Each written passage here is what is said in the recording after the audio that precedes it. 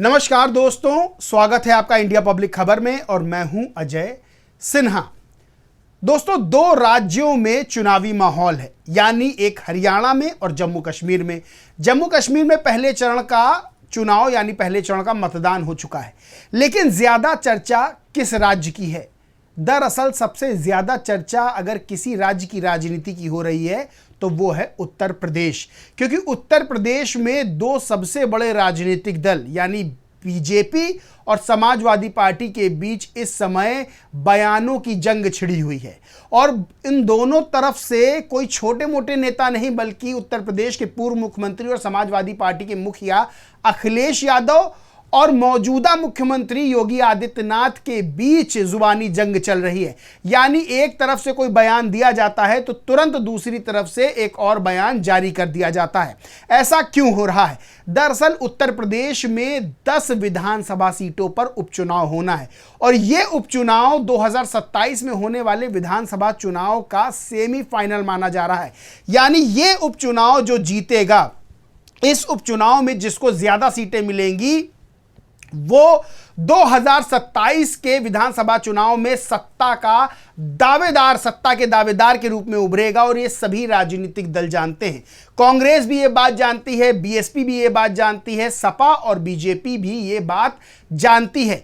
इसीलिए कोई भी बयानों से पीछे नहीं हट रहा है। एक तरफ बीएसपी अपनी तैयारी करने में लगी हुई है, यानी बीएसपी सुप्रीमो मायावती बैठकें बुला रही हैं, जो बदलाव है संगठन में वो कर रही है। दूसरी ओर कांग्रेस भी इस उपचुनाव पर नजरें गड़ाए हुए है। हालांकि समाजवादी पार्टी से अभी सीट की कोई बात ऐसी नहीं हुई है, सामने निकलकर नहीं आई है, लेकिन कांग्रेस इस उपचुनाव में अपनी एक राजनीतिक जमीन तैयार करने की कोशिश कर रही है, क्योंकि 2027 को लेकर कांग्रेस को भी उत्तर प्रदेश में अपने लिए बड़ी संभावनाएं नजर आ रही हैं।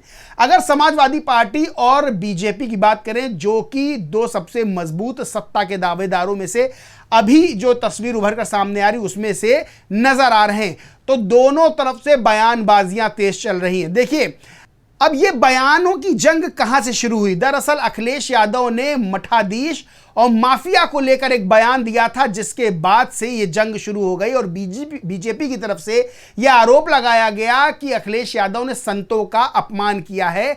यानी मठाधीश को वहां पर मठ के जो सर्वे सर्वा होते हैं मठाधीश, उनसे लेकर जोड़ा गया और अखिलेश यादव पर निशाना साधा गया। लेकिन अखिलेश यादव भी राजनीति के मझे खिलाड़ी हैं, वो भी पीछे रहने वाले नहीं थे। उसके बाद अखिलेश यादव ने और तेज अपने हमले कर दिए बीजेपी के ऊपर। दरअसल अखिलेश यादव के कई जिलों में बीजेपी के नेताओं ने पुतले फूके, उनका विरोध किया। यहां तक कि अयोध्या से कुछ ऐसी तस्वीरें सामने आई जहां पर कुछ संतों ने जो है समाजवादी पार्टी के राष्ट्रीय अध्यक्ष अखिलेश यादव का विरोध किया। लेकिन अखिलेश यादव ने और तेज हमले कर दिए, यानी हर मुद्दे पर, इस मुद्दे के साथ साथ और भी मुद्दों पर जो है बीजेपी पर हमले तेज कर दिए।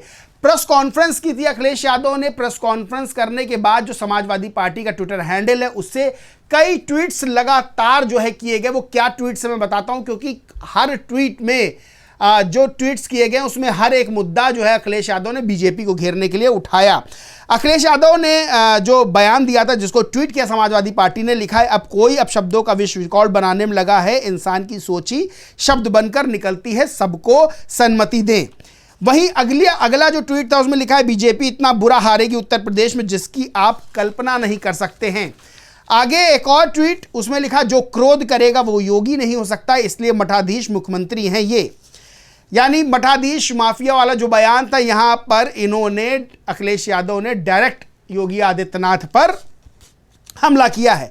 आगे लिखा, दरअसल ये भाजपाई रिपोर्ट है जो तैयार हुई है, 1 नेशन 1 इलेक्शन और 1 डोनेशन।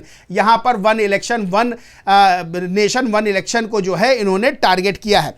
उसके बाद लिखा, गोरखपुर में खुद जो मुख्यमंत्री जी का जिला है, वहां लोग महीनों से परेशान हैं बाढ़ के कारण। दरअसल इधर नदियां उफनाई हुई हैं भारी बारिश के कारण, और तटीय इलाके हैं, वहां भी कटान की जो है शिकायत आई है। गोरखपुर के कुछ इलाके हैं जहां से तस्वीरें सामने आई हैं कि वहां नाव चल रही है। इसको लेकर अखिलेश यादव ने योगी आदित्यनाथ और उनकी सरकार पर हमला बोला। वहीं भेड़ियों का आप जान रहे हैं किस तरह से बहराइच में और आसपास जो है आतंक देखने को मिला। इस पर लिखा कि इन भेड़ियों को नहीं पकड़ पा रहे तो ठोको नीति के तहत एसटीएफ को जिम्मेदारी दे दीजिए। यानी इन्होंने, अखिलेश यादव ने यहां पर एसटीएफ को भी जो है उन पे भी एसटीएफ पे भी तंज कसते हुए बीजेपी की सरकार पर निशाना साधा। आगे उन्होंने लिखा, जानवरों की समस्या से निपटने के लिए बुलडोजरी सोच से उभरना होगा। यानी सीधे तौर पर ऐसा कोई मुद्दा नहीं जो अखिलेश यादव छोड़ रहे हैं बीजेपी को घेरने का, क्योंकि सबको पता है इस समय राजनीतिक घमासान उत्तर प्रदेश में तेज है और उपचुनाव जो हैं, जो 2027 के सेमीफाइनल माने जा रहे हैं, उसको लेकर सभी राजनीतिक दल जो है अपनी अपनी ताकत का प्रदर्शन कर रहे हैं। अब यहां पर एबीपी न्यूज की खबर है। एबीपी न्यूज क्या लिखते हैं, अखिलेश यादव पर बुरी तरह भड़के सीएम योगी, संस्कार का जिक्र कर ये क्या कह दिया। आगे लिखा है, यूपी उपचुनाव की तैयारियों के बीच सीएम योगी और अखिलेश यादव में जुबानी जंग देखने को मिल रही है। बुधवार को सीएम योगी ने सपा अध्यक्ष पर जमकर भड़ास निकाली। वहीं आज तक की एक खबर, इसमें लिखा है, माफिया बनाम मठाधीश, यूपी में अखिलेश यादव और योगी आदित्यनाथ के बीच जुबानी जंग कहां रुकेगी। उत्तर प्रदेश में भी जम्मू कश्मीर और हरियाणा से कोई कम चुनावी माहौल नहीं बना है, जबकि उपचुनावों की तारीख की अभी घोषणा भी नहीं हुई है। मुख्यमंत्री योगी आदित्यनाथ और समाजवादी पार्टी के नेता अखिलेश यादव एक दूसरे के खिलाफ काफी आक्रामक हो चुके हैं। यानी मीडिया में भी ये रिपोर्ट्स लगातार छप रही हैं, क्योंकि इस वक्त उत्तर प्रदेश की राजनीति उपचुनाव को लेकर बेहद दिलचस्प मोड़ पर है। सबसे बड़ी बात यह है कि 10 सीटों पर उपचुनाव होना है। 10 में से 5 ऐसी सीटें जो समाजवादी पार्टी की ही पहले रही हैं, उस पर समाजवादी पार्टी जीत हासिल करना चाहेगी। वहीं 3 सीटें ऐसी हैं जो बीजेपी की रही हैं, 1 सीट निषाद पार्टी की और 1 सीट जो है वो रालोद की रही है।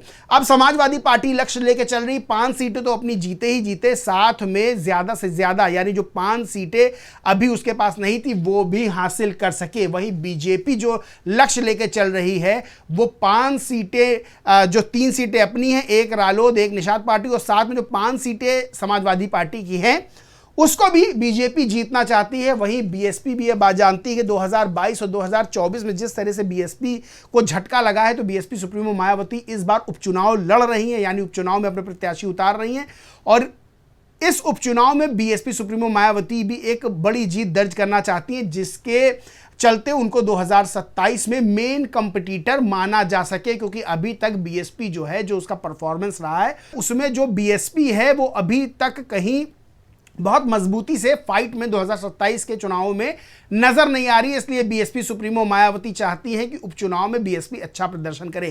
कांग्रेस की बात कर ले तो कांग्रेस समाजवादी पार्टी के साथ मिलकर चुनाव लड़ेगी। इंडिया अलायंस के तहत उत्तर प्रदेश में चुनाव लड़ा जाएगा, लेकिन हाल फिलहाल कितनी सीटों पर बात होती है, बात बनती है, बात नहीं बनती है, यह सब भी सामने नहीं आया है। लेकिन समाजवादी पार्टी के साथ कांग्रेस तय तोड़ करेगी सीटों का। जो कांग्रेस की तरफ से खबरें निकलकर सामने आ रही हैं वो ये हैं कि ज्यादा से ज्यादा सीटें, यानी 4 से 5 सीटें समाजवादी पार्टी से मांग सकती गठबंधन के तहत। लेकिन बात बनती है कि नहीं बनती, क्योंकि समाजवादी पार्टी इतनी सीटें देने के मूड में है नहीं। क्योंकि हरियाणा और जम्मू कश्मीर में जिस तरह से समाजवादी पार्टी को कांग्रेस का रवैया देखने को मिला, उसके तहत ये माना जा सकता है कि उत्तर प्रदेश में समाजवादी पार्टी 1-2 सीटों पर कांग्रेस के साथ राजी हो सकती है। वरना तो अगर बात जो है बिगड़ती है तो दोनों अलग अलग भी चुनाव लड़ सकते हैं। बाकी आगे क्या होगा देखने वाली बात होगी। लेकिन उत्तर प्रदेश की राजनीति का जो पारा है वो अखिलेश यादव और योगी आदित्यनाथ ने बढ़ा रखा है। दोनों तरफ से बयानबाजियां हो रही हैं